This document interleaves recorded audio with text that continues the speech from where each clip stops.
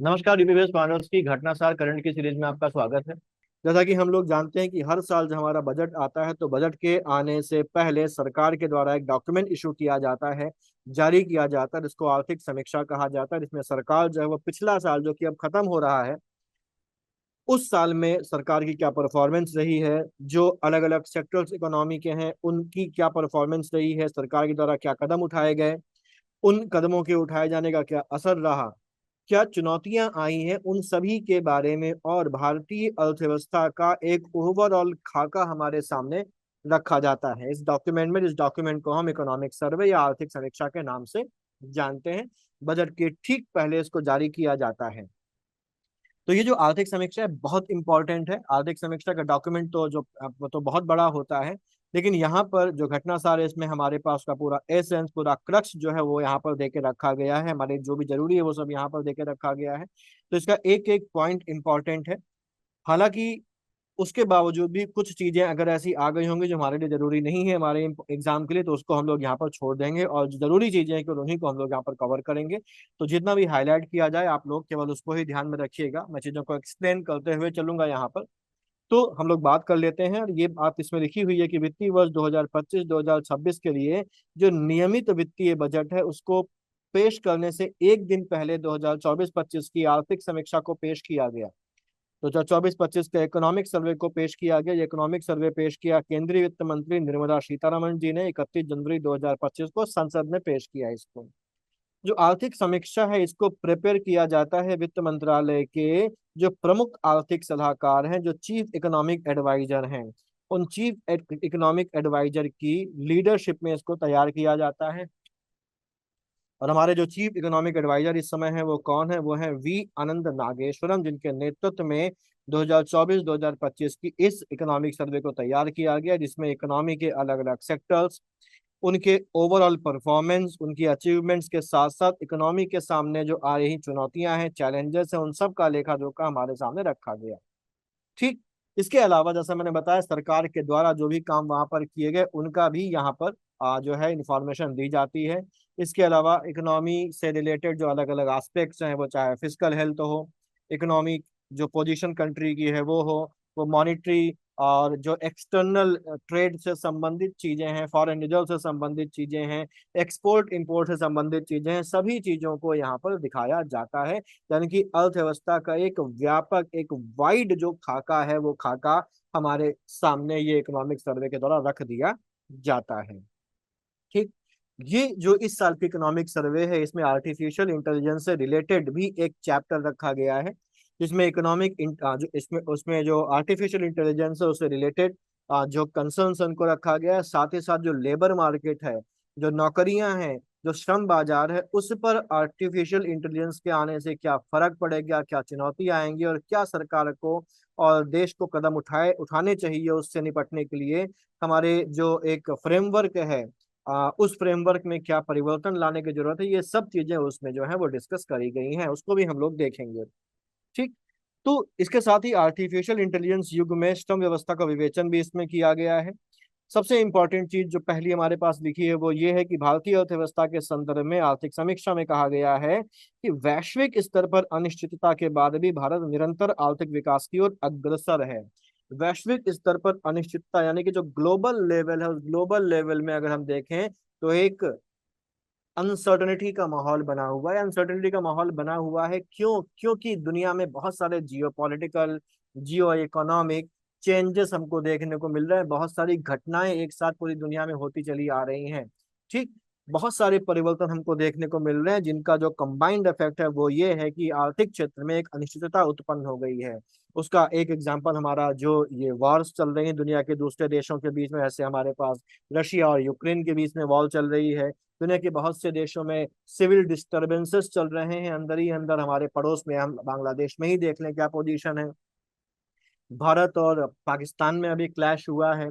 इसके साथ साथ श्रीलंका में हम लोगों ने देखा कि अभी वो उभर ही रहा है, वहां पर जो एक पॉलिटिकल जो संकट आया था उससे। साथ ही साथ अगर हम अपने थोड़ा सा दूर देखें, मिडिल ईस्ट में देखें, तो वहां पर भी इसराइल, फिलिस्तीन, ईरान, इराक, इन सब में अपना एक अलग क्लैश चल रहा है। तो पूरे ग्लोबल लेवल पे पूरी दुनिया में कहीं ना कहीं छोटे और बड़े लेवल पर उथल पुथल जारी है, और इस उथल पुथल का असर जो है वो पूरी दुनिया की अर्थव्यवस्था पर पड़ रहा है, जिसमें एक अनसर्टनिटी जो है वो आ गई है। लेकिन इन सबके बावजूद भी आर्थिक समीक्षा में ये कहा गया है कि ग्लोबल लेवल पर इतनी अनसर्टनिटी, इतनी उथल पुथल होने के बाद भी भारत की जो अर्थव्यवस्था है उस पर बहुत ज्यादा असर नहीं पड़ा है, ना के बराबर असर पड़ा है। और भारत उसके बावजूद भी निरंतर यानी कि कंटिन्यूअसली इकोनॉमिक डेवलपमेंट की ओर बढ़ रहा है। ये भारत की एक मजबूत आर्थिक व्यवस्था को, आर्थिक स्थिति को और इकोनॉमिक मैनेजमेंट को दर्शाता है। ये इंपॉर्टेंट पॉइंट है। फिर हमारा अगला पॉइंट है, ये भी बहुत इंपॉर्टेंट है, कि इकोनॉमिक सर्वे में ये कहा गया कि 2024-25 में भारत की जो वास्तविक जीडीपी है, वास्तविक जीडीपी को अगर हम बोले तो उसको बोलते हैं रियल जीडीपी। रियल जीडीपी, ये रियल जीडीपी क्या होती है और इससे संबंधित जो दूसरी चीजें हैं, ये हमारे पास पूरी आर्थिकी वाले पोर्शन में बार बार आएगा, तो इसको एक बार समझ लेना जरूरी है। अगर हम जीडीपी की बात करें तो जीडीपी का जो फुल फॉर्म होता है वो होता है gross domestic product. Gross domestic product को हिंदी में क्या बोलते हैं? सकल घरेलू उत्पाद बोलते हैं। ये जो सकल घरेलू उत्पाद है ये क्या होता है? अगर हम इसको सरल भाषा में समझें तो इसकी परिभाषा होती है कि किसी भी देश की सीमा के अंदर, किसी भी देश की सीमा के अंदर एक साल में जितनी भी फाइनल गुड्स यानी कि अंतिम वस्तुओं और फाइनल सर्विसेज यानी कि अंतिम सेवाओं का उत्पादन हुआ है, उनकी जो मॉनिटरी वैल्यू है, उनका जो मौद्रिक मूल्य है, उसको उस देश की उस साल की जीडीपी या सकल घरेलू उत्पाद कहा जाता है। ठीक। तो अब ये जो सकल घरेलू उत्पाद है एक बेसिक टर्म है, इस बेसिक टर्म से कई सारे दूसरे टर्म्स भी निकल के आते हैं। जैसे अगर हम लोग देखें तो जीडीपी से ही निकला है एनडीपी यानी कि नेशनल डोमेस्टिक प्रोडक्ट, जीडीपी से ही निकला है जीएनपी यानी कि ग्रॉस नेशनल प्रोडक्ट, एनएनपी निकला है यानी कि नेट नेशनल प्रोडक्ट निकला है। इसके अलावा जो पर कैपिटा इनकम यानी प्रति व्यक्ति आय का जो कंसेप्ट है वो भी इसी के साथ जुड़ा हुआ है। तो जीडीपी एक बहुत इंपॉर्टेंट टर्म है और ये किसी भी देश की इकोनॉमिक ग्रोथ को जानने के लिए इस्तेमाल किया जाता है। जीडीपी की बात अगर करें तो जीडीपी हमारा दो प्रकार का होता है। जीडीपी से निकले सभी कंसेप्ट भी इसी तरीके से दो तरीके के होते हैं। एक होता है हमारा, इसको हम लोग बोलते हैं रियल जीडीपी, जिसको हिंदी में बोला जाता है वास्तविक सकल घरेलू उत्पाद या वास्तविक जीडीपी। और दूसरा होता है हमारा नॉमिनल जीडीपी। रियल जीडीपी और नॉमिनल जीडीपी में अंतर क्या होता है? रियल जीडीपी या वास्तविक जीडीपी वो जीडीपी होता है जिसको कैलकुलेट किया जाता है कांस्टेंट प्राइसेस पर, या जिसको निकाला जाता है स्थिर मूल्यों पर। और नॉमिनल जीडीपी वो जीडीपी होता है इसको करंट प्राइसेस पर या चालू मूल्यों पर कैलकुलेट किया जाता है। ठीक। अब इसका मतलब क्या है? इसको मतलब एक बार हम लोग यहाँ पर समझ लेते हैं कि मान लीजिए कि हमारे देश में बहुत सारी चीजों का वैसे तो प्रोडक्शन होता है, सर्विसेज का और गुड्स का, लेकिन हम समझने के लिए मान लेते हैं कि हमारे देश में केवल एक चीज का उत्पादन होता है और किसी भी चीज का उत्पादन नहीं किया जाता। और वो एक चीज क्या है? वो एक चीज है पेन। और 2023-24 में हमने माना कि हमारे देश में 1 लाख यूनिट पेन का प्रोडक्शन किया गया। कितने पेन बनाए गए? 1 लाख पेन का बनाए गए। तो अगर हमको जीडीपी निकालनी है तो हमको इन 1 लाख पेनों की मॉनिटरी वैल्यू निकालनी पड़ेगी, मौद्रिक मूल्य निकालना पड़ेगा। इसके लिए हमको इनके साथ इनके प्राइस को मल्टीप्लाई करना पड़ेगा। तो माना कि इन पेनों का जो कीमत है वो 10 रुपए है, तो जो हम इन 1 लाख पेनों को 10 रुपए से मल्टीप्लाई कर देंगे तो कुल पेनों की कीमत कितनी आ जाएगी? 10 लाख रुपए। और क्योंकि हमारे देश में किसी और चीज का हमने प्रोडक्शन नहीं किया है, तो यही जो मॉनिटरी वैल्यू होगी वो क्या हो जाएगी? वो हो जाएगी हमारी जीडीपी। अब इसको एक तरीके और देखते हैं कि मान लीजिए 2023-24 में तो हमने 1 लाख पेनों का उत्पादन किया जो 10 रुपए के थे, और इससे हमारी 2023-24 की जीडीपी जो आ गई वो 1 लाख रुपए आ गई। अब अगला साल आता है 2025-2026, सॉरी 2024-2025 हमारे सामने आता है। 2024-2025 में हमने कहा कि हमने जो पेन का उत्पादन किया वो पेनों का उत्पादन किया गया है 80,000 पेन। कितने पेन हमने बनाए? 80,000 यूनिट्स पेन हमने बनाए। और पेनों का जो दाम है, जो प्राइस है, वो बढ़ जाता है, प्राइस बढ़कर हो जाता है 15 रुपए। तो अभी 10 रुपए का पेन था 2023-24 में, और 24-25 में पेन का दाम कितना हो गया? 15 हो गया। तो अब 2024-25 में 80,000 पेन हमने बनाए हैं और एक पेन अगर 15 रुपए का है तो 80,000 पेनों की मॉनेटरी वैल्यू कितनी हो गई, ये हो जाएगी हमारे पास 12 लाख रुपए। तो अगर मैं आपसे पूछूं यहाँ पर कि 2023-24 में हमारी जो जीडीपी थी वो 10 लाख रुपए थी, और 2024-25 में हमारी जीडीपी 12 लाख रुपए है, तो हमारे देश में जीडीपी में वृद्धि हुई है या कमी हुई है? तो सीधी सीधी बात हमको दिखाई पड़ रही है कि 2023-24 में हमारी जीडीपी 10 लाख थी और 2024-25 में जीडीपी हमारी 12 लाख हो गई, यानी कि कोई अंधा भी बता देगा कि जीडीपी बढ़ी है। ठीक। लेकिन अगर मैं आपसे कहूं कि भाई यहाँ एक चीज ध्यान दो कि हमने 2023-24 में उत्पादन तो 1 लाख पेनों का किया था, और 2024-25 में हमने केवल 8 लाख पेनों का उत्पादन किया है, तो हमारा उत्पादन तो घट गया। यानी कि हमने तो हमारा जो प्रोडक्शन है वो घट गया, और जीडीपी तो प्रोडक्शन का ही जो है वो एक मेजर होता है। तो ये तो जीडीपी घटनी चाहिए थी, तो बिल्कुल सही है। यहाँ पर बेसिकली क्या हुआ है, जीडीपी प्रोडक्शन के घटने के बाद भी बढ़ गई। क्यों? क्योंकि हमारा जो दाम था वो 10 रुपए से बढ़कर 15 रुपए हो गया। यानी कि एक्चुअली में अगर देखें तो हमारे देश का उत्पादन घटा है, उसके बावजूद भी हमारी जीडीपी हमको बढ़ के दिखाई पड़ रही है, क्योंकि पेन का दाम जो पहले 10 रुपए था वो बढ़कर कितना हो गया है, 15 रुपए हो गया है। तो ये जो वैल्यू बढ़ी है जीडीपी की, ये उत्पादन के बढ़ने से नहीं बढ़ी, ये इसलिए बढ़ी है क्योंकि देश में महंगाई बढ़ गई है, देश में इन्फ्लेशन बढ़ गया है। तो ये जो जीडीपी निकल के आई, ये जीडीपी हमारी सही जीडीपी नहीं है, सही पिक्चर नहीं दिखा रही है। ये इन्फ्लेशन की वजह से इसमें यहाँ पर जो दाम बढ़ गया है, उसकी वजह से जीडीपी हमको बढ़ी हुई दिखाई पड़ रही है। वास्तविकता में जीडीपी बढ़ी नहीं है, वास्तविकता में हमारी जीडीपी घटी है। ये ऐसा क्यों हुआ? ये ऐसा इसलिए हुआ कि जब हमने 2023-24 की जीडीपी कैलकुलेट करी, तो हमने 2023-24 में जो दाम 10 रुपए था वो कंसीडर किया, और 2024-25 में जब जीडीपी हमने कैलकुलेट करी तो हमने 2024-25 में जो 15 रुपए दाम था वो कंसीडर किया। यानी कि हमने यहाँ पर जिस साल की जीडीपी निकालनी है उसी साल के प्राइसेस से प्रोडक्शन को मल्टीप्लाई किया और जीडीपी निकाली। तो इस प्रकार की जीडीपी को जो हम कैलकुलेट करते हैं, जब उस समय जो प्राइस चल रहा है उस प्राइस को, उस चलते हुए प्राइस को लेकर जीडीपी कैलकुलेट किया जाता है, तो इसको बोलते हैं चालू कीमतों पर निकाली गई जीडीपी। यानी कि ये वाली GDP, GDP at current prices या जीडीपी एट चालू मूल्य, और इसी को बोलते हैं नॉमिनल जीडीपी, जो हमारे देश के विकास का, हमारे देश की जीडीपी की ग्रोथ की करेक्ट पिक्चर नहीं दिखाती, क्योंकि इसमें इन्फ्लेशन का, महंगाई का प्रभाव पड़ जाता है। तो अगर हमको सही जीडीपी निकालनी है तो हमको कुछ ऐसा करना पड़ेगा कि इस महंगाई का, इस इन्फ्लेशन का हमारी जीडीपी की कैलकुलेशन पर इम्पैक्ट ना पड़े और नलीफाई हो जाए, उसको हम लोग किनारे कर दें।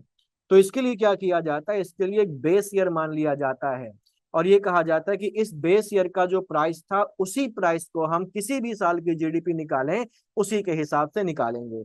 तो मान लिया हमने, हम दूसरे तरीके से करते हैं, यहाँ पर हम लोगों ने वो देखा था, इधर आ जाते हैं। मान लिया हमने यहाँ पर एक साल डिसाइड कर लिया कि भाई 2011 2012 में जो पेन का प्राइस था उसी पेन के प्राइस को हम आगे हर आने वाले साल में जीडीपी को कैलकुलेट करने के लिए इस्तेमाल करेंगे, जिससे कि जीडीपी पे प्राइस के उतार चढ़ाव की वजह से, प्राइस कम या ज्यादा होने की वजह से जो जीडीपी ऊपर नीचे हो जाती है वो खत्म हो जाए।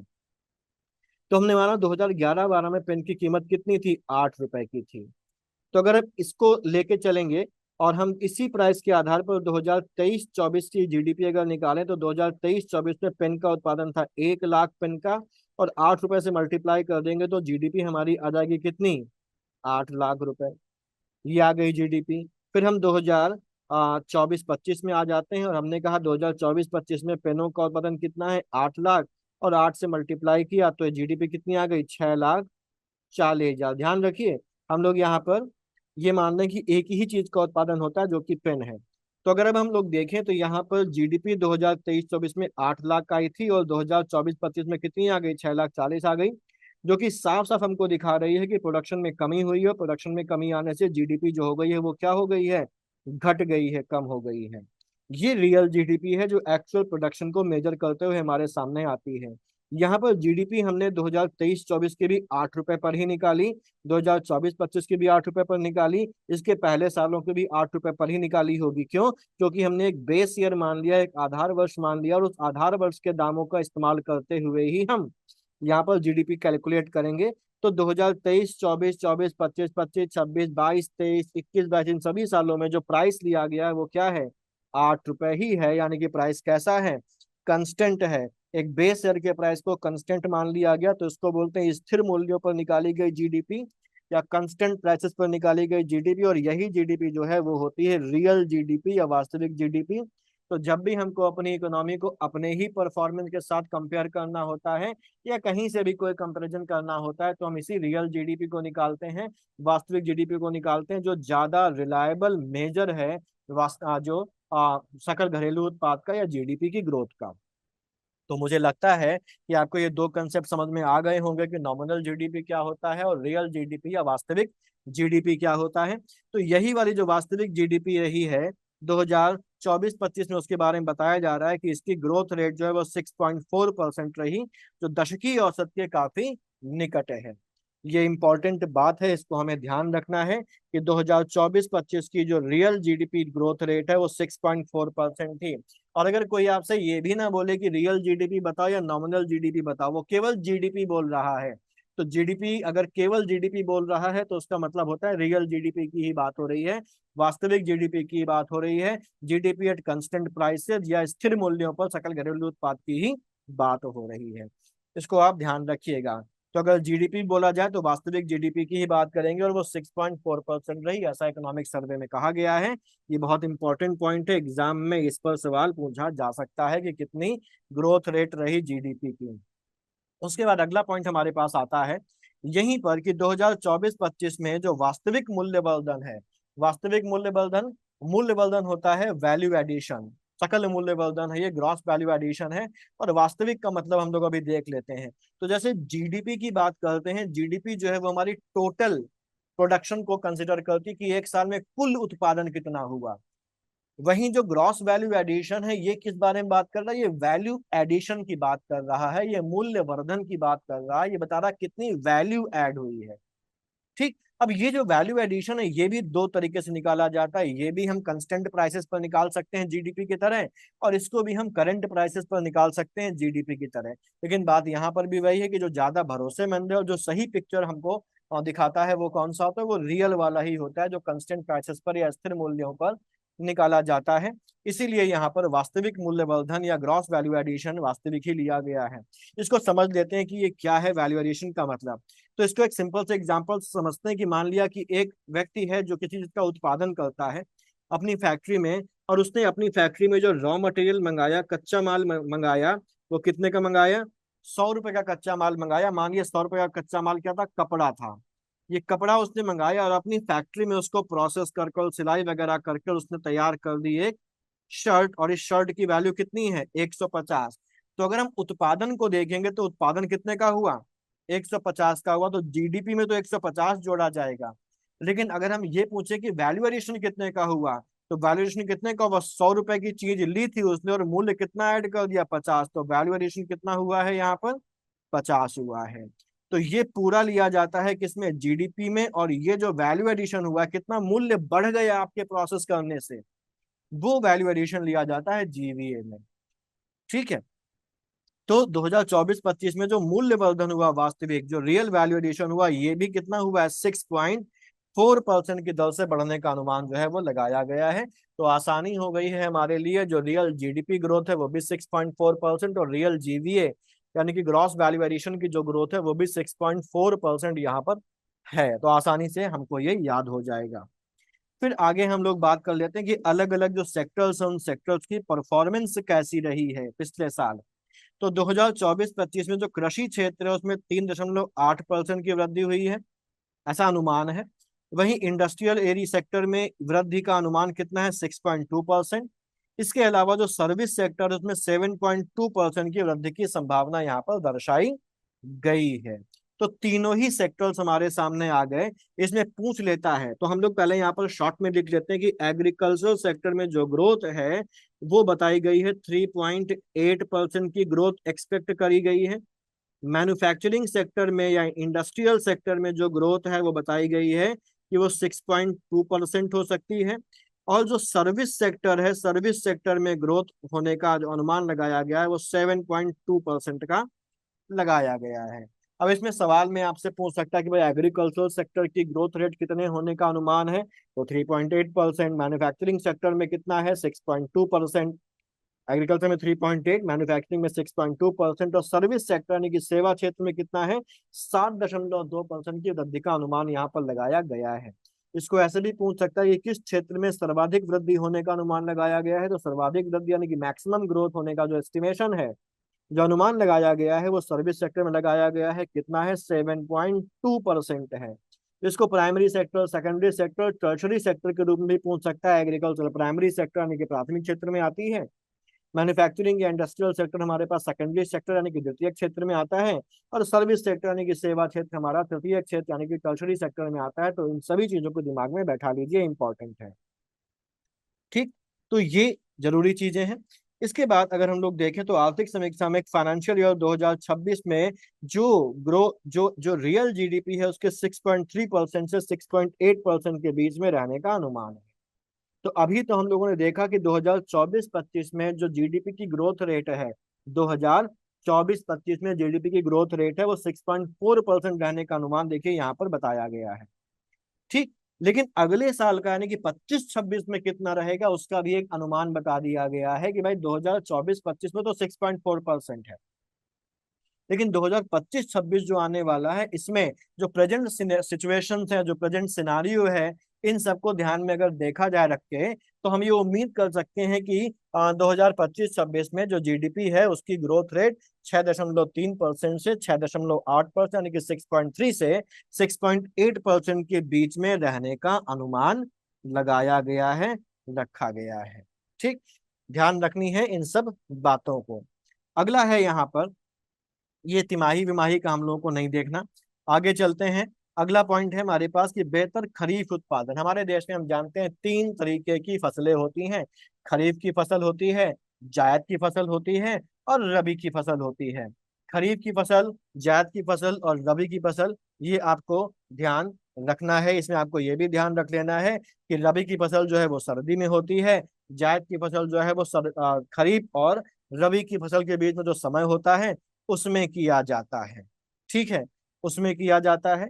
प्लस इनमें कौन कौन सी फसलें हैं ये भी आपको दिमाग में ध्यान में रखना है। अक्सर आरओ में, क्योंकि एग्रीकल्चर भी हमारा आरओ में एक सब्जेक्ट है जिस पर सवाल पूछे जाते हैं, तो उसके कंटेक्स्ट में खरीफ, रबी और जो जायद है इनकी फसलों के नाम अक्सर पूछ लेता है। खरीफ की फसल कब बोई जाती है, कब काटी जाती है, रबी की फसल कब बोई जाती है और जायद की फसल कब बोई और काटी जाती है, इन सब फसलें और इनमें कौन कौन सी चीजें आती हैं वो आपको ध्यान रखना है।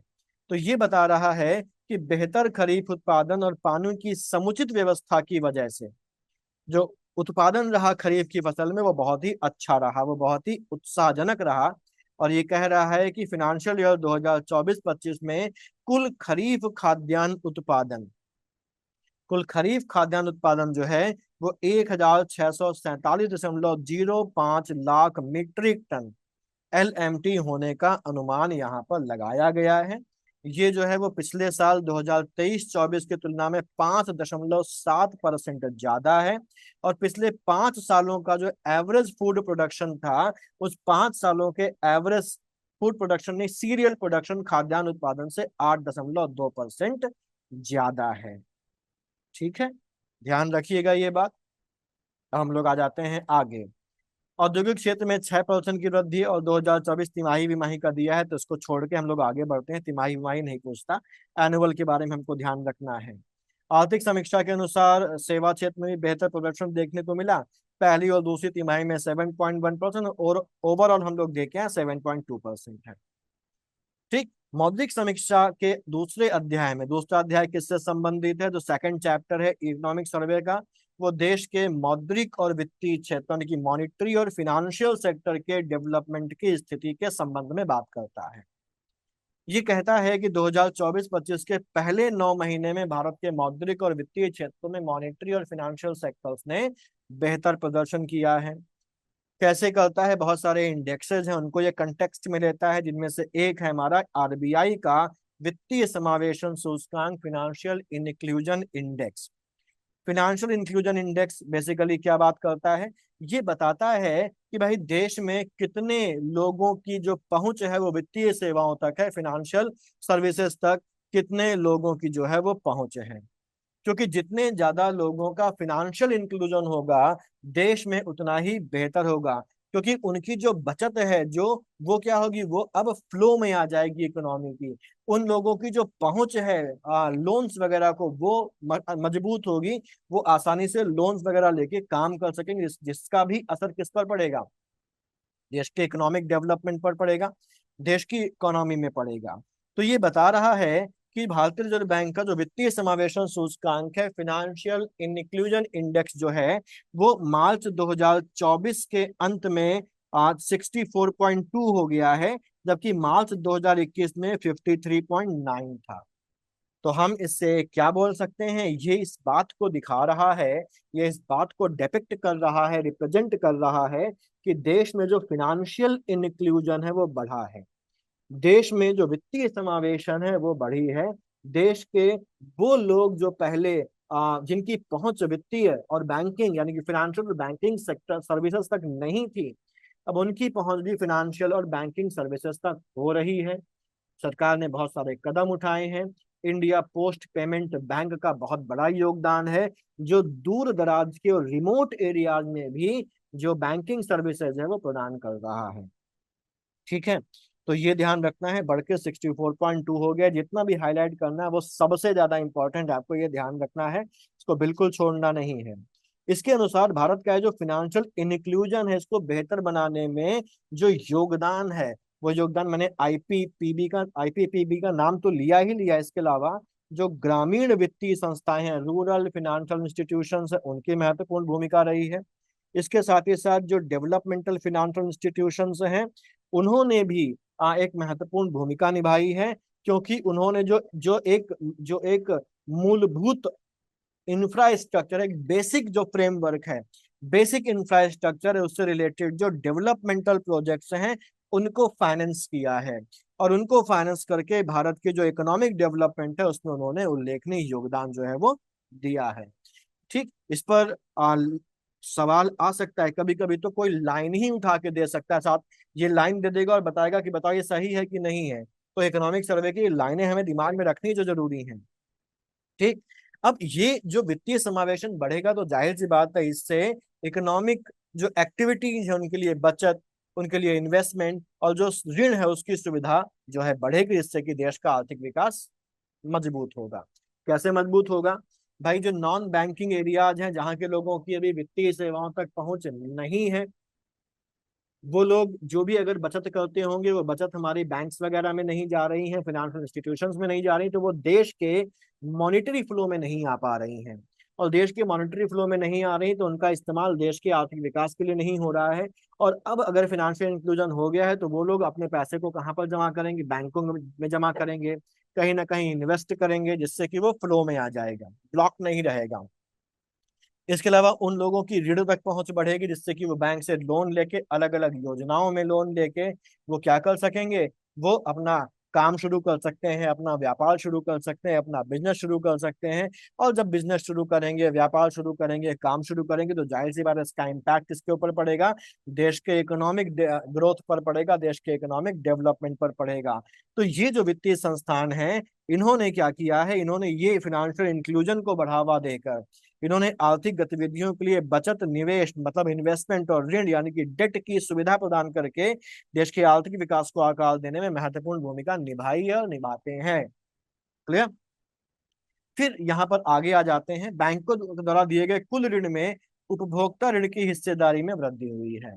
अब कुल ऋण का मतलब क्या है, जब हम बैंक की बात करते हैं, किसी फाइनेंशियल इंस्टीट्यूशंस की बात करते हैं, तो उनका एक काम होता है लोन देना, ऋण देना वगैरह भी उनका एक काम होता है। और यहाँ पर अगर देखें तो ऋण कई प्रकार के होते हैं, डेट कई प्रकार के होते हैं, लोन कई प्रकार के होते हैं। कुछ लोग लोन लेते हैं कि उनको गाड़ी खरीदनी है, किसी को कार खरीदनी है, किसी को बाइक खरीदनी है। कुछ लोग लोन ले रहे हैं कि उनको महंगा मोबाइल, लैपटॉप, टैबलेट वगैरह खरीदना है, किसी को मकान खरीदने के लिए लोन चाहिए, किसी को जमीन खरीदने के लिए लोन चाहिए, किसी को कोई बिजनेस शुरू करने के लिए लोन चाहिए, किसी को मशीन खरीदने के लिए लोन चाहिए। तो ये टोटल जो लोन बैंकों के द्वारा दिया जाता है इसको बोलते हैं कुल ऋण। सभी प्रकारों के ऋणों को जोड़ लिया जाए तो वो कुल ऋण कहलाते हैं। अब इन टोटल ऋणों में जो उपभोक्ता ऋण है, जिसको हम कंज्यूमर डेट, कंज्यूमर लोन भी बोलते हैं, उसमें बढ़ोतरी हो रही है। कंज्यूमर ऋण क्या, या उपभोक्ता ऋण, या कंज्यूमर जो फाइनेंसिंग है वो क्या होती है? कंज्यूमर गुड्स के लिए जो लोन लिया जाता है उसको हम उपभोक्ता ऋण या कंज्यूमर लोन या कंज्यूमर फाइनेंस या कंज्यूमर डेट बोलते हैं। अब ये कंज्यूमर गुड्स क्या होती हैं? वो चीजें जिनको व्यक्ति अपने इस्तेमाल के लिए ले रहा है वो कंज्यूमर गुड्स हैं। जैसे किसी ने कार खरीदने के लिए लोन लिया तो कार एक कंज्यूमर गुड है। अच्छा, अगर कोई फैक्ट्री कोई कंपनी ले रही है तो वो तो अपने बिजनेस में इस्तेमाल करने के लिए लेगी ना। लेकिन अगर हम ले रहे हैं, आप ले रहे हैं, या कोई भी पर्सन ले रहा है तो वो कंज्यूमर गुड के अपने इस्तेमाल के लिए लेगा तो वो कंज्यूमर गुड है। कोई पर्सन जाता है और वो आईफोन 16 प्रो मैक्स परचेज करके ले आता है, उसकी फाइनेंसिंग कर लेता है कि भाई 100% फाइनेंस कर दो, या कुछ पैसा हम दे रहे हैं बाकी की इंस्टॉलमेंट कर दो, तो ये जो बाकी की इंस्टॉलमेंट बनी ये क्या है? ये कंज्यूमर लोन है। कोई व्यक्ति को टैबलेट की जरूरत है, किसी व्यक्ति को जरूरत है कम लैपटॉप की, तो वो लैपटॉप लेने के लिए गया और आजकल आसानी से फाइनेंसिंग सर्विसेज अवेलेबल है तो वो जाके लैपटॉप ले आया। ठीक, तो ये सब क्या है? ये कंज्यूमर गुड्स है, और कंज्यूमर गुड्स की हिस्सेदारी में वृद्धि हुई है। ठीक, कंज्यूमर गुड्स की हिस्सेदारी में वृद्धि हुई है और गैर बैंक वित्त पोषण में वृद्धि हुई है। आज हम लोग देखते हैं कि हर आदमी के हाथ में महंगा मोबाइल जो है वो आ रहा है, बढ़ रहा है। क्यों? क्योंकि पहले अगर जमाने की बात करें, आज से कुछ समय पहले के, तो जो महंगे महंगे मोबाइल थे, ये महंगे महंगे मोबाइल कुछ गिनती के गिने चुने लोगों के हाथ में ही हमको देखने को मिलते थे जिनको अफोर्ड कर सकते थे। लेकिन आज हम देखते हैं कि कोई आदमी 20,000 30,000 की नौकरी भी कर रहा है, 20,000 30,000 रुपये भी कमा रहा है, तो वो जाता है और फाइनेंस करवा के आईफोन खरीद लेता है, आईफोन का लेटेस्ट मॉडल परचेज कर लेता है और पैसे को इंस्टॉलमेंट में धीरे धीरे देता रहता है। तो ये जो उपभोक्ता ऋण की हिस्सेदारी बढ़ रही है हमारे देश की इकोनॉमी के लिए तो ठीक है, लेकिन लोगों के लिए अब पूरा ही सिस्टम ईएमआई पर आ जाएगा, लोग ईएमआई में डूब जाएंगे तो उनकी खुद की आर्थिक स्थिति क्या हो जाएगी? गड़बड़ा जाएगी। तो ये वैसे तो सही नहीं है। एक चीज यहाँ पर अगर हम लोग बात करें, ठीक है, यहाँ पर बात करें कि इसमें जो गैर बैंक वित्त पोषण है, नॉन बैंक फिनांसिंग ऑप्शन है, इसमें वृद्धि हुई है। गैर बैंक वित्त पोषण की बात अगर हम लोग करें तो यहाँ पर जो कंज्यूमर लोन या दूसरे लोन है उनकी फाइनेंसिंग, एक तो बैंक से हम लोन ले सकते हैं, बैंक के अलावा भी बहुत सारे संस्थान ऐसे हैं जहां से लोन लिया जा सकता है। अगर हम ऑनलाइन शॉपिंग की बात करें तो अमेजॉन, अमेजॉन में एक सुविधा है अमेजन पे लेटर की, जहां पर अगर आप अमेजन के पुराने कंज्यूमर हैं और आपकी क्रेडिबिलिटी अच्छी है तो आप उस केस में अमेजन जो है वो आपको अमेजन पे लेटर की सुविधा दे सकता है, जहां पर आप अमेजन से सामान परचेज करके पैसे को बाद में दे सकते हैं या इंस्टॉलमेंट्स में दे सकते हैं। ऐसे ही दूसरे भी इंस्टीट्यूशंस हैं, जैसे हमारे पास बजाज फाइनेंस है, बजाज फाइनेंस के द्वारा भी, बजाज बजाज फाइनेंस सर्व के नाम से है, वहां से भी आप लोन ले सकते हैं और लोन से वो सब चीजें आप परचेज कर सकते हैं। बजाज फाइनेंस फिनसर्व जो है वो बैंकिंग कंपनी नहीं है, वो नॉन बैंकिंग है। तो ये क्या है? ये जब कोई bank non banking financial corporation से, कंपनी से हम लोग या बॉडी से लोन लेते हैं तो वो कैसा हो गया? वो नॉन बैंकिंग फाइनेंशियल नेचर का हो गया। तो ये बता रहा है कि गैर बैंक वित्त पोषण में वृद्धि हुई है, यानी कि नॉन बैंकिंग फाइनेंशियल इंस्टीट्यूशन का जो प्रोपोर्शन है फाइनेंस करने में वो बढ़ता हुआ चला जा रहा है। इसके अलावा आरबीआई की एक और रिपोर्ट है, उसके नाम है फाइनेंशियल स्टेबिलिटी रिपोर्ट, यानी कि वित्तीय स्थिरता रिपोर्ट। इस वित्तीय स्थिरता रिपोर्ट में भी एक बात कही गई है, और उसको यहाँ पर इसमें इकोनॉमिक सर्वे में भी शामिल किया गया है कि देश की जो बैंक्स हैं उन बैंकों की परिसंपत्ति गुणवत्ता, परिसंपत्ति का मतलब होता है इंग्लिश में एसेट, और एसेट के साथ गुणवत्ता यानी कि क्वालिटी, परिसंपत्ति गुणवत्ता यानी कि एसेट क्वालिटी में सुधार हो रहा है। एसेट क्वालिटी में सुधार हो रहा है, ये कैसे पता चला? तो यहाँ कहा गया है कि जो शेड्यूल्ड कॉमर्शियल बैंक्स हैं, जो अनुसूचित वाणिज्यिक बैंकें हैं, इनका जो ग्रॉस नॉन परफॉर्मिंग एसेट का जो अनुपात है वो घट रहा है। ग्रॉस नॉन परफॉर्मिंग एसेट का अनुपात, हम पहले नॉन परफॉर्मिंग एसेट समझ लेते हैं। नॉन परफॉर्मिंग एसेट क्या होता है? यहाँ पर एसेट का मतलब है डेट, बैंकों के द्वारा जो लोन दिया जा रहा है, बैंकों के द्वारा जो कर्ज दिया जा रहा है, उसको बोलते हैं बैंकों के लिए एसेट। अब नॉन परफॉर्मिंग एसेट यानी कि जो एनपीए होता है वो क्या होता है? तो बैंक अगर कभी किसी को लोन देती है, डेट देती है, तो अगर उस व्यक्ति ने लगातार 3 महीने तक, वो व्यक्ति हो सकता है कोई बॉडी और भी हो सकती है, अगर लगातार 3 महीने, 3 महीने मतलब 90 दिनों का समय है, 90 दिनों तक लगातार ना तो उस पर उसने इंटरेस्ट चुकाया है और ना ही किसी इंस्टॉलमेंट को जमा किया है, तो ऐसा जो डेट होता है, इस डेट को बोल देते हैं, वो नॉन परफॉर्मिंग एसेट की कैटेगरी में आ जाता है। ठीक। तो अगर बैंक के द्वारा दिया गया कोई कर्जा, कोई डेट, कोई लोन ऐसा है जिसमें लगातार 90 दिनों तक ना तो इंटरेस्ट का पेमेंट किया गया है लेने वाले के द्वारा और ना ही उसने किसी इंस्टॉलमेंट का पेमेंट किया है, तो ऐसा जो डेट है वो नॉन परफॉर्मिंग एसेट बन जाता है। अगर उसके बावजूद भी नॉन परफॉर्मिंग एसेट बन गया है, उसके बाद आगे भी उस पर ना तो इंस्टॉलमेंट आती है और ना ही इंटरेस्ट आता है, तो फिर वो डाउटफुल डेट बन जाता है और उसके बाद वो अल्टीमेटली बन जाता है बैड डेट बन जाता है। बैड डेट का मतलब होता है बैंक करती अब ये पैसा हमारा डूब गया है, अशुद्ध ऋण बोलते हैं उसको, हमारा पैसा डूब गया तो उसको बैड डेट बोल देती है।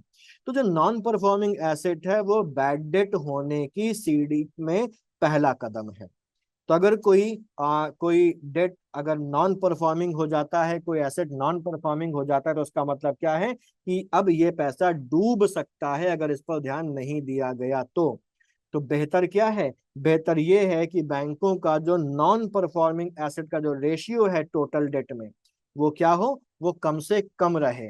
कम से कम रहेगा तभी हम कहेंगे कि बैंक अच्छा काम कर रही है। ठीक। और बैंक के एसेट की क्वालिटी अच्छी है। अगर किसी बैंक के द्वारा दिया गया लोन ऐसा है कि अधिकांश लोन डूब जाता है, तो बैंक के जो लोन है, बैंक के जो डेट है, यानी कि जो एसेट्स है, उनकी क्वालिटी क्या है, खराब है, डूब सकते हैं। ठीक।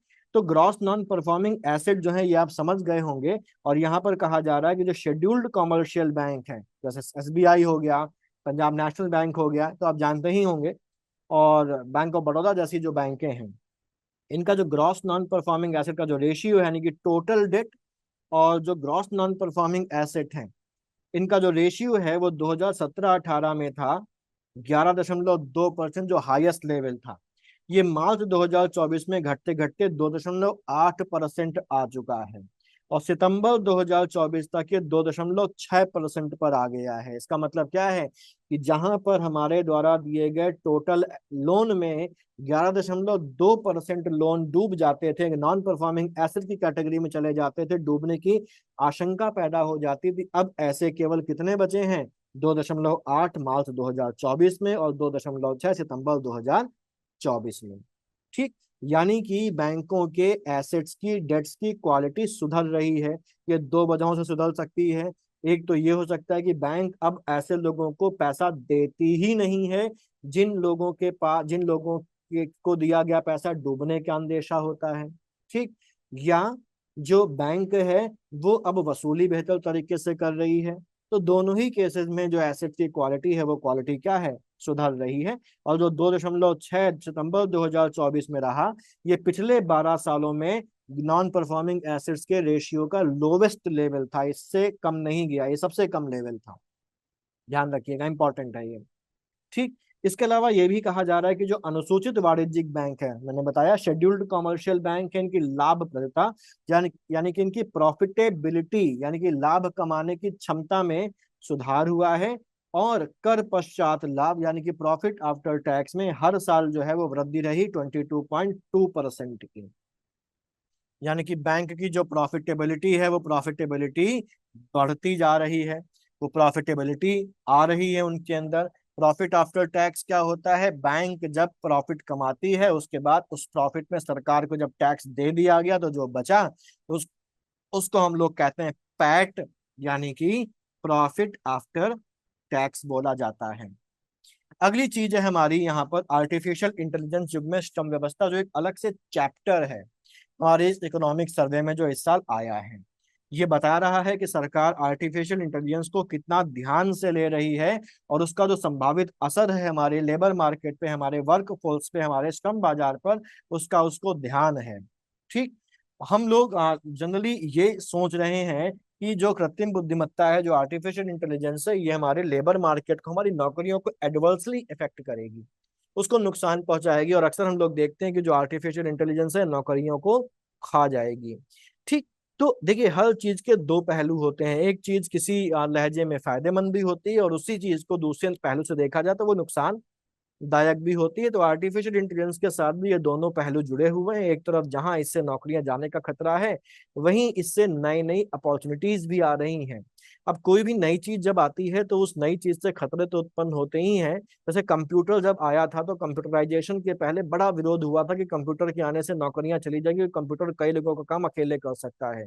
लेकिन वहीं पर जिन लोगों ने कंप्यूटर की स्किल्स सीख ली, कंप्यूटर से फैमिलियर हो गए, उन लोगों की नौकरियां नहीं गई, बल्कि उनको ज्यादा बेहतर अपॉर्चुनिटीज आने वाले समय में मिली। तो यही चीज आर्टिफिशियल इंटेलिजेंस के साथ है। जहां पर ये नौकरियां खाएगा, वहीं वो लोग जो जागरूक होंगे, जो आर्टिफिशियल इंटेलिजेंस से फैमिलियर होंगे, इसका सही इस्तेमाल जानेंगे, इसमें स्किल्स डेवलप कर लेंगे, वो लोग इसका सकारात्मक फायदा उठा सकते हैं, अपनी और अपने देश की ग्रोथ में कंट्रीब्यूट कर सकते हैं। है ना, कहते हैं ना कि every cloud has a silver lining, तो वही इसके साथ भी जुड़ा हुआ है। तो ये अलग से एक सेगमेंट है, अलग से एक चैप्टर है आर्टिफिशियल इंटेलिजेंस के युग में श्रम व्यवस्था पर बात करी गई है इसमें, और ये हमारे लिए बहुत इंपॉर्टेंट भी है। मैं तो ये कहूंगा कि आप इस सेगमेंट को अलग से निकलवा के इसको बार बार पढ़ें। और ये जो सेगमेंट है, क्योंकि कृत्रिम बुद्धिमत्ता का जो टॉपिक आया है, ये आने वाले कई सालों तक हमारे ऐसे के पेपर में, वो चाहे आरओ हो या किसी दूसरे एग्जाम का ऐसे का पेपर हो, उसमें, और जो जीएस के पेपर्स होते हैं रिटर्न वाले पीसीएस मेंस वगैरह में, उसमें छाया रहने वाला है। और इस पोर्शन में आपको बहुत अच्छी अच्छी चीजें मिलेंगी, और क्योंकि गवर्नमेंट का ये पब्लिकेशन है इकोनॉमिक सर्वे, तो बहुत ही ऑथेंटिक और गवर्नमेंट का एक व्यू आपको यहाँ पर देखने को मिलेगा। इसको अगर आप कोट करते हैं तो आपके लिए बहुत ज्यादा फायदेमंद साबित होगा। मैं कोशिश करूंगा, अगर आप कहेंगे तो इस आर्टिफिशियल इंटेलिजेंस का ये जो इकोनॉमिक सर्वे वाला पोर्शन, इसकी एक जिस्ट मैं वीडियो बनाकर कर दूंगा, अगर आप कहेंगे तो। खैर, हम लोग इसकी बात कर लेते हैं। और ये जो सेगमेंट है इसका, ये कहता है कि कृत्रिम बुद्धिमत्ता यानी कि आर्टिफिशियल इंटेलिजेंस की तेजी से प्रगति, यानी कि इसमें जो प्रोग्रेस हो रही है तेजी से, और ग्लोबल लेवल पर तथा मुख्यतः भारतीय श्रम बाजारों पर इसके संभावित प्रभाव का प्रकाश डाला गया है। यानी कि एक आर्टिफिशियल इंटेलिजेंस की इस तेजी से होते हुई प्रोग्रेस, उसके और उसका ग्लोबल लेवल यानी कि ग्लोबल मार्केट पर, और इंडियन जो लेबर मार्केट है उस पर जो इसका प्रभाव पड़ेगा, होने वाला प्रभाव जो पड़ेगा, उस पर यहाँ पर ध्यान दिया गया है। आर्टिफिशियल इंटेलिजेंस से उत्पन्न होने वाले जो अपॉर्चुनिटीज हैं, अवसर हैं, और जो चैलेंजेस ये लेके आएगी, दोनों की ही चर्चा इस पर करी गई है। इसमें नौकरी का विस्थापन, इकोनॉमिक इनक्वालिटी, और इन चेंजेस को मैनेज करने के लिए एक मजबूत इंस्टीट्यूशनल फ्रेमवर्क की जरूरत वगैरह के बारे में बात करी गई है इस सेगमेंट में। ठीक, यहाँ पर ये कहा गया है कि आर्टिफिशियल इंटेलिजेंस की वजह से जो लेबर मार्केट है, उसमें ये कहा जा रहा है कि आर्टिफिशियल इंटेलिजेंस लेबर मार्केट के बहुत सारे एरियाज में इंसानों से बेहतर प्रदर्शन कर सकती है। और अगर आर्टिफिशियल इंटेलिजेंस इंसानों से बेहतर प्रदर्शन कर सकती है और कॉस्ट इफेक्टिव भी है, तो भाई कोई भी प्रोड्यूसर होगा वो कॉस्ट इफेक्टिव और एफिशिएंट चीज की तरफ जाएगा, तो वो किसको ध्यान देगा? वो जाएगा कहाँ पर? वो जाएगा आर्टिफिशियल इंटेलिजेंस की तरफ जाएगा। और इससे क्या होगा? इससे नौकरियों के विस्थापन की चिंताएं जो है वो बढ़ जाएंगी। ठीक, अब इकोनॉमिक सर्वे के हिसाब से इसमें यह कहा जा रहा है, क्या कहा जा रहा है इकोनॉमिक सर्वे में? इकोनॉमिक सर्वे में कहा जा रहा है, अच्छा एक चीज ध्यान रखें, हमारे देश में डेमोग्राफिक डिविडेंड है, ये हम सब जानते हैं, है ना। तो समीक्षा के अनुसार भारत की जननांकिकी स्थिति यानी कि जो डेमोग्राफी है, और जो एक विविध अर्थव्यवस्था है, डाइवर्स इकोनॉमी है, उसको एआई से लाभ हो सकता है ना? हमारे देश की डेमोग्राफिक पोजीशन क्या है? हम एक डेमोग्राफिक डिविडेंड स्टेट है, हमारे देश में डेमोग्राफिक डिविडेंड पाया जाता है। डेमोग्राफिक सरप्लस है हमारे देश में, यानी कि हमारे देश में युवा आबादी जो है, युवा आबादी की संख्या ज्यादा है। ठीक, तो अगर इस युवा आबादी को हम इस तरीके से ट्रेन करें, हम इस युवा आबादी को इस तरीके से मूव करें, इस तरीके से इसको जागरूक करें कि युवा आबादी जो हमारे देश की है, ये आर्टिफिशियल इंटेलिजेंस से फैमिलियर हो, ये आर्टिफिशियल इंटेलिजेंस में स्किल से डेवलप करें, ये आर्टिफिशियल इंटेलिजेंस का यूज करके काम करें, तो जाहिर सी बात है कि ये जो समस्याएं हैं, ये समस्याएं हमारी अपॉर्चुनिटीज में कन्वर्ट हो जाएंगी। और देश के इकोनॉमिक डेवलपमेंट में आर्टिफिशियल इंटेलिजेंस का इस तरीके से इस्तेमाल करके हम अपने देश को इकोनॉमिक ग्रोथ के रास्ते में बढ़ा सकते हैं। साथ ही साथ जो हमारी डेमोग्राफी है, जो हमारे युवा हैं, ये युवा भी अब क्या करेंगे? आर्टिफिशियल इंटेलिजेंस के सेक्टर्स में अपना कैरियर बना सकेंगे, इनोवेशंस कर सकेंगे और अपना और अपने देश दोनों को विकास के पथ पर आगे बढ़ा सकेंगे। लेकिन इसके लिए जरूरी क्या है? इसके लिए जरूरी है कि हम उनको उससे संबंधित शिक्षा दें। तो इसके लिए शिक्षा और कार्यबल कौशल में महत्वपूर्ण निवेश की आवश्यकता है। देश हमारा कर भी रहा है। हमारे देश में देखिए ना, इंडिया एआई मिशन चल रहा है, और भी आर्टिफिशियल इंटेलिजेंस से रिलेटेड कई सारी जो इनिशिएटिव्स हैं वो देश में शुरू किए गए हैं, वो इसीलिए किए गए हैं। ठीक है। श्रमिकों को अनुकूलन और सुरक्षा आधार प्रदान करने में मदद करने के लिए संस्थानों को सक्षम बनाने, बीमा करने और नेतृत्व की आवश्यकता पर जोर इस समीक्षा में दिया गया है। एआई संचालित नवाचार को सामाजिक लक्ष्यों के अनुरूप करने के लिए नीति निर्माताओं, निजी क्षेत्र और शिक्षा जगत के बीच त्रिपक्षीय समझौता जरूरी है। यानी कि आर्टिफिशियल इंटेलिजेंस से ऑपरेटेड जो इनोवेशंस हैं, इन इनोवेशंस को, या हम इसको ऐसे बोलने की आर्टिफिशियल इंटेलिजेंस का इस्तेमाल जो हमारे सोशल टारगेट्स हैं, सोशल गोल्स हैं, सामाजिक लक्ष्य हैं, उनमें इसका इस्तेमाल करने के लिए जरूरी है कि जो पॉलिसी मेकर्स हैं, जो प्राइवेट सेक्टर हैं और जो एजुकेशन सेक्टर है, जो शिक्षा जगत है, ये सब मिलकर काम करें। ये तीनों ही जो अंग हैं ये मिलकर काम करें। इसके लिए इनके बीच में एक त्रिपक्षीय समझौता होना जरूरी है कि वो इस तरीके से मिलकर काम करें कि जो आर्टिफिशियल इंटेलिजेंस है और आर्टिफिशियल इंटेलिजेंस की वजह से जो नवाचार इनोवेशन हो रहा है वो हमारे जो सोशल गोल्स है, हमारा जो सामाजिक लक्ष्य है, उनमें मददगार साबित हो जाए। ठीक। फिर ये कहा गया है आर्थिक समीक्षा में कि स्ट्रैटेजिक एक योजना बनाकर और मजबूत संस्थानों के साथ, यानी कि एक मजबूत इंस्टीट्यूशनल सिस्टम डेवलप कर अगर कर लिया जाए, एक स्ट्रैटेजिक योजना बनाई जाए, तो जो आर्टिफिशियल इंटेलिजेंस है वो हमारे लिए एक संकट नहीं साबित होगा, बल्कि हमारे देश के इकोनॉमिक डेवलपमेंट में, इकोनॉमिक चेंज में एक उत्प्रेरक के रूप में, एक कैटलिस्ट के रूप में काम करेगा, जो हमारे देश के इकोनॉमिक डेवलपमेंट, इकोनॉमिक ग्रोथ को बढ़ाने में हमारी मदद करेगा। तो इसका इस्तेमाल हम किसमें कर सकते हैं?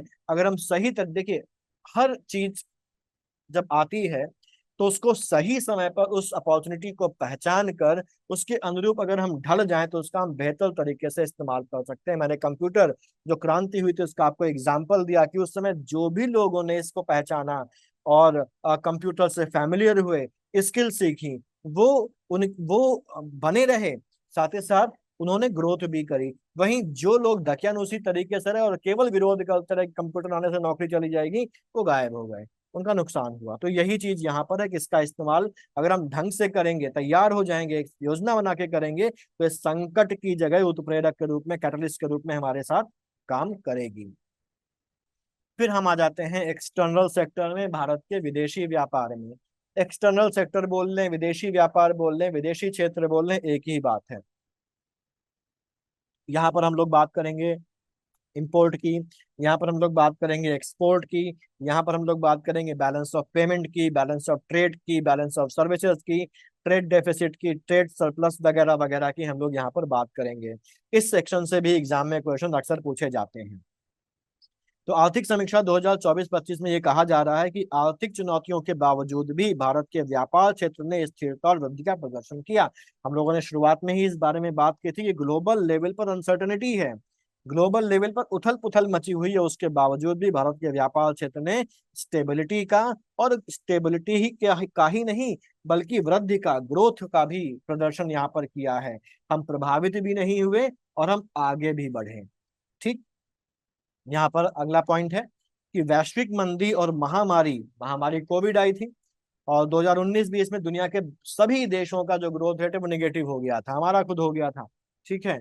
और 2019-20 में गिरावट के बाद 2021-22 में कुल निर्यात, निर्यात मतलब होता है एक्सपोर्ट, में तेज बढ़ोतरी आई, जो 2023-24 में रिकॉर्ड ऊंचाई पर पहुंच गई, और इस समय भी ये जारी है। इकोनॉमिक सर्वे में जो डेटा दिया हुआ है, जो आंकड़ा दिया गया, उसके अनुसार भारत का जो कुल निर्यात है, कुल निर्यात मतलब टोटल जो एक्सपोर्ट है, यानी कि export of goods plus export of services, export of goods और एक्सपोर्ट ऑफ सर्विसेज जो है वो 2024-25 के पहले 9 महीनों में 602.6 अरब डॉलर तक पहुंच गए, जिसमें हर साल 6% की जो वृद्धि है वो दर्ज करी गई है। ठीक। तो जो एक्सपोर्ट है गुड्स का एज वेल एज सर्विसेज का, वो 9 महीनों में 2024-25 के शुरुआती जो 9 महीने हैं, उन 9 महीनों में वो 602.6 अरब डॉलर तक पहुंच गया, और इसमें वृद्धि भी होती चली जा रही है। वृद्धि का रेट ध्यान रखना है, कितनी वृद्धि हो रही है एक्सपोर्ट में, टोटल एक्सपोर्ट में आज 6% की वृद्धि हो रही है। वहीं अगर हम निर्यात की बात, सॉरी आयात की बात करें, आयात को बोलते हैं इंपोर्ट, यानी कि वो जो हमने दूसरे देशों से खरीदा है। आइडियल सिचुएशन ये है कि एक्सपोर्ट ज्यादा होना चाहिए और इंपोर्ट कम होना चाहिए, लेकिन जो भी डेवलपिंग कंट्रीज होते हैं, जो विकासशील देश होते हैं, उनमें इंपोर्ट हमेशा ज्यादा होता है और एक्सपोर्ट हमेशा क्या होता है, कम होता है, और इसी वजह से वहां पर होता है ट्रेड डेफिसिट। हम लोग अभी कुछ देर में ट्रेड डेफिसिट की बात करते हैं। तो यहाँ पर आयात तो बढ़ा ही, निर्यात तो बढ़ा ही है, एक्सपोर्ट तो बढ़ा ही है। एक्सपोर्ट के साथ साथ जो इंपोर्ट है उसमें भी वृद्धि देखने को मिली है, लेकिन इंपोर्ट की जो वृद्धि है वो एक्सपोर्ट की वृद्धि से ज्यादा है। इसलिए जो व्यापार घाटा है वो व्यापार घाटा लगातार बढ़ता चला जा रहा है, क्योंकि जिस स्पीड से एक्सपोर्ट बढ़ रहा है उससे ज्यादा स्पीड से इंपोर्ट बढ़ रहा है, तो दोनों के बीच का गैप बढ़ता चला जा रहा है, और दोनों के बीच का जो गैप होता है उसी को बोलते हैं ट्रेड डेफिसिट। ठीक, तो इसलिए वो बढ़ता चला जा रहा है। तो अप्रैल से दिसंबर 2024, यानी कि यही 9 महीने जो पहले हैं, इनके दौरान माल और सेवाओं का, यानी कि गुड्स एंड सर्विसेज का कुल जो इंपोर्ट हुआ है, जो आयात हुआ है, वो 682.2 अरब डॉलर तक रहा। कुल आयात का मतलब हो गया टोटल इंपोर्ट, ये 682.2 अरब डॉलर हो गया, जिसमें पिछले वर्ष की तुलना में 6.9% की जो वृद्धि है वो देखी गई। अब देखिए यहाँ पर एक सेम पीरियड में इंपोर्ट कितना है, सेम पीरियड में इंपोर्ट है 682.2 अरब डॉलर, और जो एक्सपोर्ट है वो 602.6 अरब डॉलर है। इसकी वृद्धि 6% है और उसकी वृद्धि 6.9% है। अब यहाँ पर अगर हम लोग देखें, तो अगर एक्सपोर्ट हमारा इंपोर्ट से कम होता है तो इसको बोलते हैं ट्रेड डेफिसिट, यानी कि हिंदी में बोले तो व्यापार घाटा। वहीं अगर एक्सपोर्ट हमारा ज्यादा होता है इंपोर्ट से, तो इसको बोलते हैं ट्रेड सरप्लस, यानी कि व्यापार अधिशेष। ठीक। तो अब यहाँ पर देखिए, यहाँ पर मुझे बताइए कि अगर यहाँ पर हमारा एक्सपोर्ट 602.6 अरब डॉलर है और इंपोर्ट 682.2 अरब डॉलर है, तो भारत में ट्रेड सरप्लस है कि ट्रेड डेफिसिट है? जाहिर सी बात है, व्यापार का घाटा है, ट्रेड डेफिसिट है। और ये ट्रेड डेफिसिट बढ़ता चला जाएगा। क्यों? क्योंकि यहाँ पर 0.9% का गैप है दोनों की वृद्धि दर में।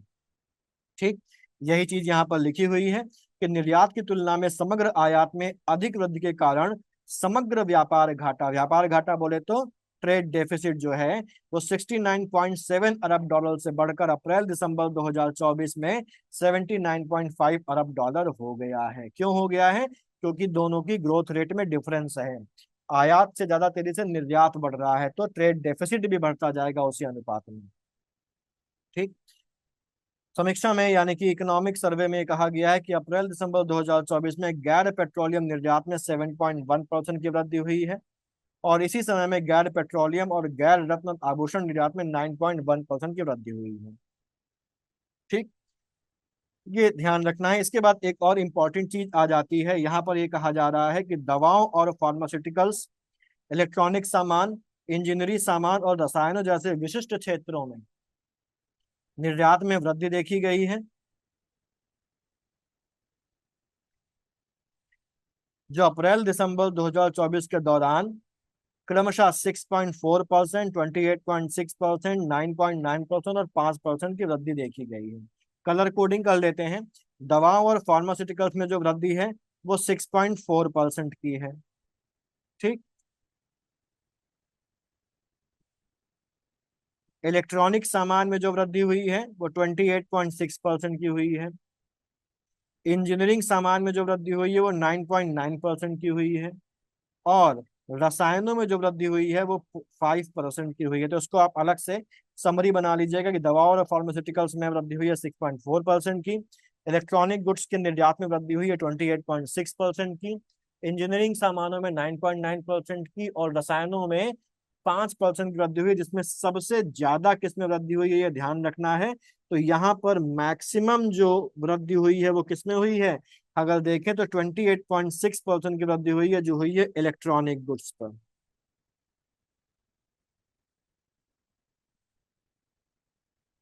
28.6% की वृद्धि इलेक्ट्रॉनिक सामान में हुई है, ये ध्यान हमको रखना है। पूछ सकता है कि सबसे ज्यादा निर्यात में वृद्धि किस चीज में हुई है, तो इलेक्ट्रॉनिक सामान में सबसे ज्यादा वृद्धि हुई है। कपड़ा निर्यात में भी वृद्धि देखी गई है, और यहाँ पर ये कहा जा रहा है कि 7.6% वृद्धि कपड़ा में हुई है निर्यात में।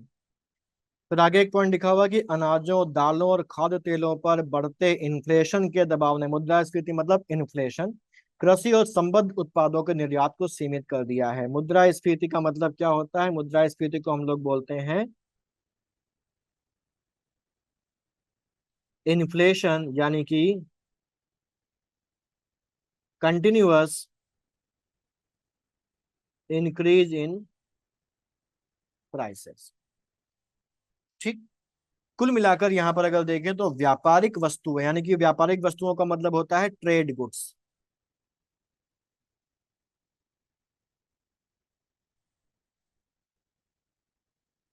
व्यापारिक वस्तुओं के निर्यात में 1.6% की वार्षिक वृद्धि दर्ज करी गई है। और इसका मुख्य कारण क्या है, ये कम वृद्धि है, 1.6% की वृद्धि कम है। ठीक है, वृद्धि तो है लेकिन कम वृद्धि है। कारण क्या है, इंटरनेशनल जो गुड्स हैं, वस्तु कीमतों में गिरावट आई है, और पेट्रोलियम उत्पाद के निर्यात मूल्य में कमी आई है। तो बस ये वृद्धि कितनी रही है ध्यान रखिएगा। यहाँ पर अगली चीज ये कही गई है कि वस्तुगत निर्यात यानी कि ट्रेड, जो गुड्स का एक्सपोर्ट है, वस्तुगत निर्यात मतलब गुड्स का एक्सपोर्ट, वस्तुगत आयात मतलब गुड्स का इंपोर्ट। तो वस्तुगत निर्यात में जहां वृद्धि 1.6% थी, वहीं वस्तुगत आयात में वृद्धि 5.2%। मतलब हमने जो अपने यहाँ से गुड्स बेची दूसरे देशों में, उसमें केवल 1.6% की वृद्धि रही, और हमने दूसरे देशों से जो गुड्स या वस्तुएं खरीदी हैं, उनमें वृद्धि जो रही है वो 5.2% की रही है। ठीक। ये जो वृद्धि है मुख्य रूप से गैर तेल, गैर सोने के आयात में वृद्धि कारण हुई है। प्रमुख गैर तेल, गैर सोने के आयातों में अलौह धातु यानी कि नॉन फेरस जो मेटल्स हैं, मशीन टूल्स, मशीनरी, इलेक्ट्रिकल और नॉन इलेक्ट्रिकल गुड्स, परिवहन उपकरणों के आयात में उल्लेखनीय वृद्धि की वजह से हुआ, जो पूंजीगत माल की बढ़ती मांग को दिखाता है। ठीक। फिर निर्यात की तुलना में जैसा हम लोगों ने देखा कि वस्तुगत आयातों में वृद्धि की तेज गति के कारण अप्रैल दिसंबर 2024 में व्यापारिक वस्तु घाटे को 210.8 बिलियन अमेरिकी डॉलर तक बढ़ाने में योगदान दिया। आप देख रहे हैं ना कि हमारे पास जो वस्तुगत जो आयात है, यानी कि जो गुड्स का जो इंपोर्ट है, वो गुड्स के एक्सपोर्ट से ज्यादा है। और अगर इंपोर्ट ज्यादा होगा, एक्सपोर्ट कम होगा, तो ट्रेड डेफिसिट होगा, व्यापार घाटा होगा। तो यहाँ पर वस्तु व्यापार घाटे का, गुड्स ट्रेड डेफिसिट का जो है वो बढ़कर 210.8 बिलियन अमेरिकी डॉलर हो गया। जबकि पिछले साल इसी पीरियड में ये कितना था, अप्रैल दिसंबर 2023 में 189.7 बिलियन अमेरिकी डॉलर था। अब आते हैं सर्विसेज में, ट्रेड ऑफ सर्विसेज में। ट्रेड ऑफ सर्विसेज की बात अगर करें तो ट्रेड ऑफ सर्विसेज में थोड़ा सा बेहतर स्थिति हमारी रही है। वस्तुगत व्यापार की तुलना में सेवाओं का व्यापार अधिक लचीला रहा है। भारतीय रिजर्व बैंक के आंकड़ों के अनुसार प्रतिकूल भू राजनीतिक परिस्थितियों यानी कि एडवर्स जियो पॉलिटिकल जो कंडीशंस हैं, सिचुएशंस हैं, बात करी है हम लोगों ने इस बारे में, जो ये उथल पुथल दुनिया भर में मची हुई है, इसके बावजूद 2024-25 के पहले 9 महीनों में देश में जो सेवाओं का निर्यात यानी कि सर्विसेज का जो एक्सपोर्ट है, उसमें 11.6% की इंक्रीज देखी गई। यानी कि इंक्रीज गुड्स के एक्सपोर्ट में कितनी थी, 1.6%, लेकिन सर्विसेज के एक्सपोर्ट में 11.6% की इंक्रीज देखने को मिली है। इससे 2024-25 के पहले 9 महीनों में जो सर्विसेज की जो जो ट्रेड हुई है, उससे जो निवल प्राप्तियां हैं, वो 131.3 अरब डॉलर रही, जो पिछले साल इसी पीरियड में 120.1 डॉलर थी। इसको देखते हैं, ये निवल नहीं है, ये निवल होगा, वाह होगा यहाँ पर। अब यहां पर अगर देखें तो सर्विसेज की निवल प्राप्तियां बेसिकली क्या हैं, निवल प्राप्तियों का मतलब है, अब देखिए यहाँ पर सर्विसेज का एक्सपोर्ट कैसे होगा, एक एग्जांपल समझ लेते हैं कि मान लीजिए भारत में कोई सॉफ्टवेयर इंजीनियर है।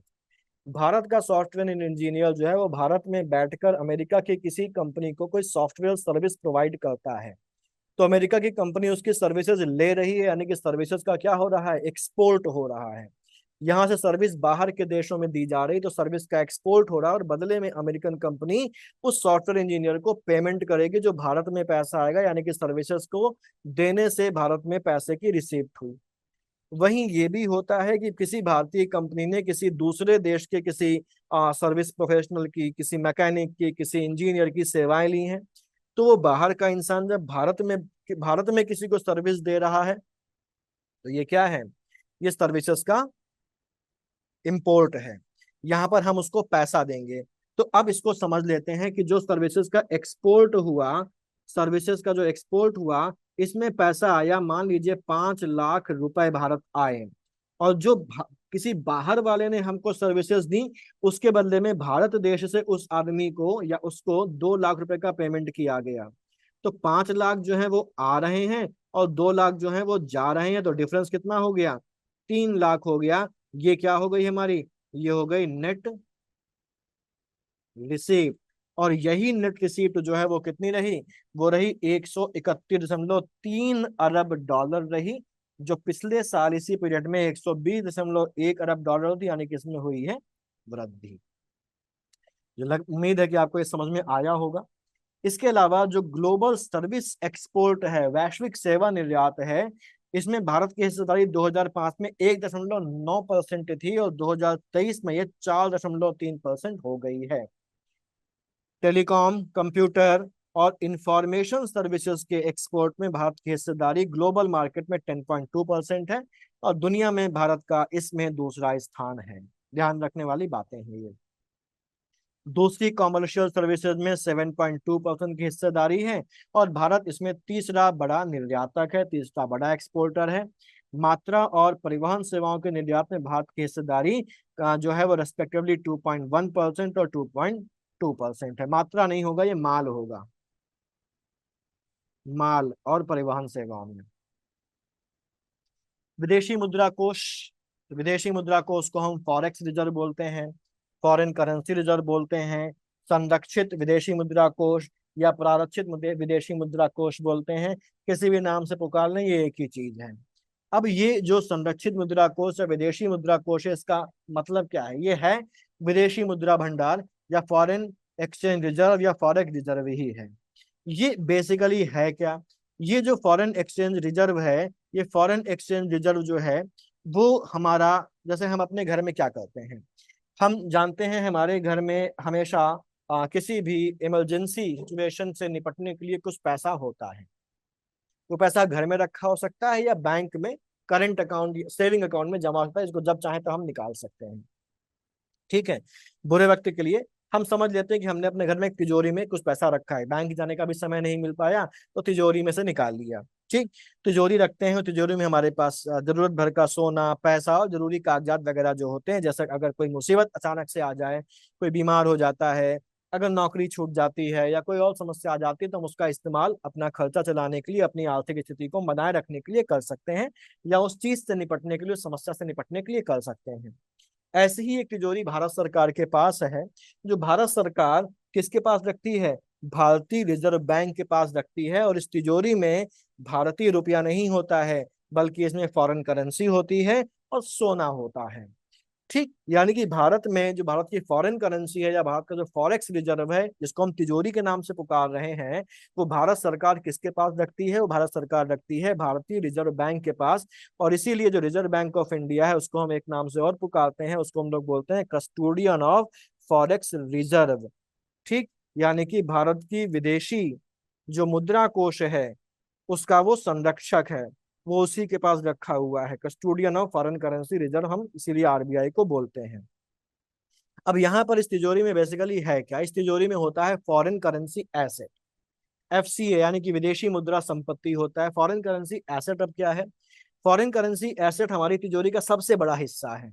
इसमें विदेशी मुद्राएं होती हैं, जैसे अमेरिकन डॉलर्स हो गए, यूरो हो गए, पाउंड स्टर्लिंग हो गया, जापानीज येन हो गए।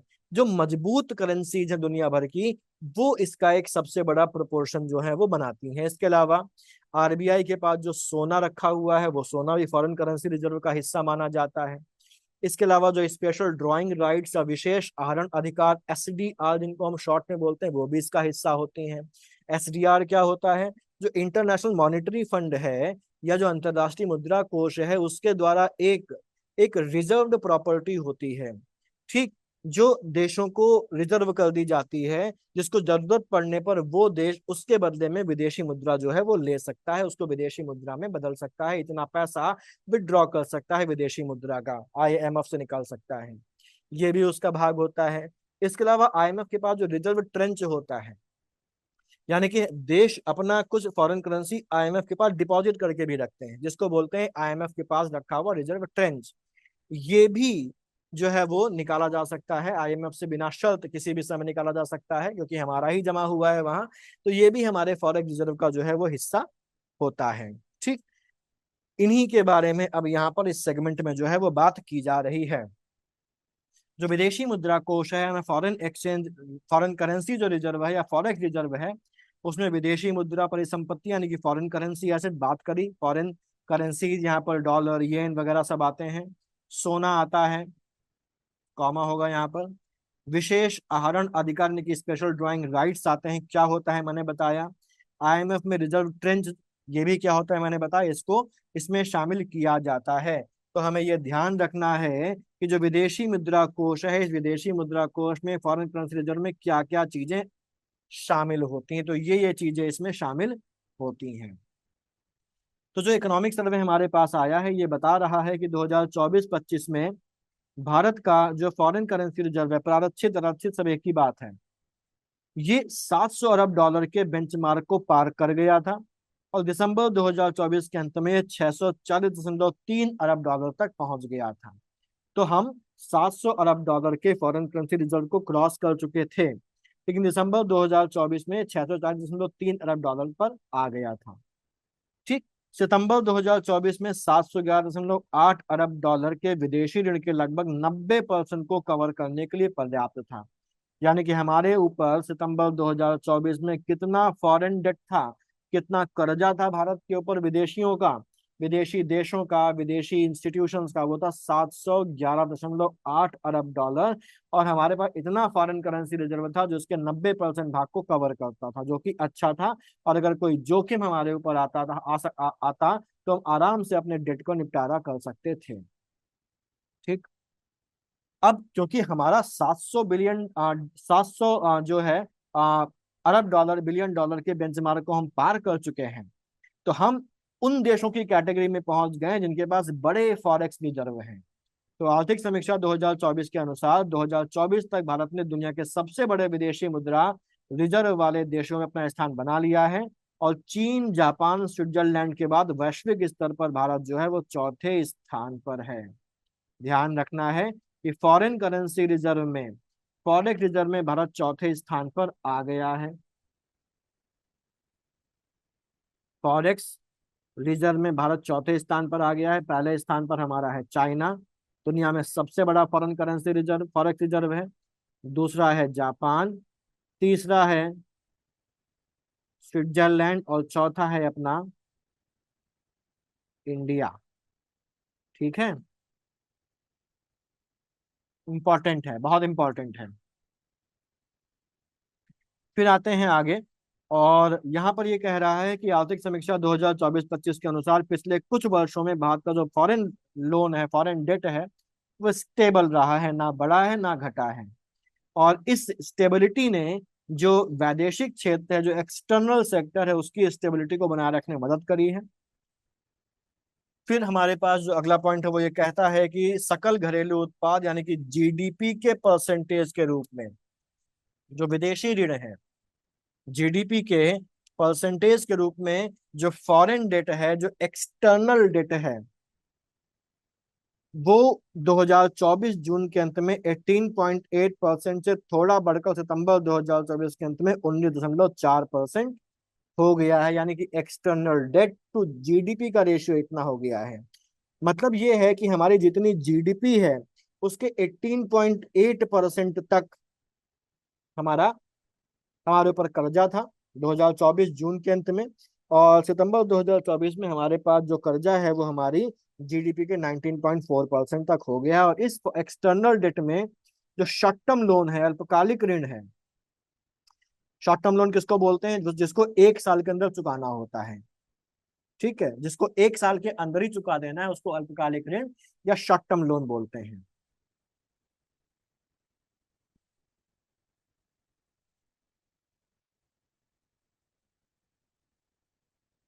ठीक है, इसकी जो हिस्सेदारी थी वो 19.4% थी जून 2024 में, और ये बढ़कर 18.8% हो गई है सितंबर 2024 में। ठीक, हमारे देश में जो फॉरेक्स रिजर्व है उसमें सबसे ज्यादा जो चीज शामिल है वो क्या है? अमेरिकी डॉलर। 53.4% से ज्यादा हमारा फॉरेक्स रिजर्व अमेरिकन डॉलर को कंसिस्ट करता है। भारतीय रुपया 13.2, एसडीआर 5% और यूरो 3% का हिस्सा जो है वो रहा है। मतलब ये फॉरेक्स रिजर्व मैंने मुझसे निकल गया, विदेशी ऋण की बात यहाँ पर हो रही है। फॉरेन डेट में जो अमेरिकी डॉलर पर जो लोन है वो 53.4% है। इस प्रकार जो एक्सटर्नल सेक्टर के संबंध में बताया गया है आर्थिक समीक्षा में कि अच्छा निष्पादन किया है, अच्छा परफॉर्मेंस किया है। फिर आगे चलते हैं। बाहरी मांग में मंदी के कारण व्यापारिक निर्यात में मध्यम वृद्धि देखी गई, लेकिन मजबूत घरेलू मांग के कारण व्यापारिक आय में उल्लेखनीय वृद्धि देखी गई। बढ़ी हुई निवल सेवा प्राप्तियों और बढ़ते संप्रेषण ने व्यापारिक व्यापार घाटे को कम किया है। संप्रेषण क्या है? संप्रेषण है कि विदेश में हमारे यहाँ के जो लोग काम कर रहे हैं वो पैसा कमा के जो भारत में भेजते हैं उसको रेमिटेंस बोला जाता है। ठीक है, तो इससे व्यापार घाटे की वृद्धि में कमी आई है। आर्थिक समीक्षा 2024-25 में उल्लिखित है कि सेवा क्षेत्र से घरेलू और वैश्विक दोनों ही स्तर पर विकास को बढ़ावा मिल रहा है। ग्लोबल जो जीडीपी है उसमें 62% जो योगदान है वो सर्विसेज के मूल्य संवर्धन का है, ग्रॉस वैल्यू एडिशन का है। ठीक है, और पिछले दशक में चीन, थाईलैंड, भारत जैसे मध्यम आय वाले देशों के लिए जो सर्विसेज हैं विकास का माध्यम रही हैं। जो सर्विस सेक्टर है वो इकोनॉमी में ग्रॉस वैल्यू एडिशन में सबसे स्थिर योगदान करता रहा, यानी कि इसमें बहुत ज्यादा उतार चढ़ाव देखने को नहीं मिला कि एकदम से कम हो गया और अचानक से बढ़ गया। ये नहीं, स्टेबल तरीके से बढ़ रहा है। और प्रचलित मूल्यों पर, प्रचलित मूल्य मतलब वही करंट प्राइसेस पर, चालू मूल्यों पर कुल जीवीए में इसका योगदान 2013-14 में 50.6% से बढ़कर 24-25 में 55% हो गया है। और ये क्षेत्र लगभग 30% कार्यबल को रोजगार भी प्रदान करता है। हम ये इसको आसानी से समझने के लिए बोल सकते हैं कि 30% जो लोग हैं वो सर्विस सेक्टर में ही काम करते हैं, या सर्विस सेक्टर 30% लोगों को रोजगार देता है। ठीक है,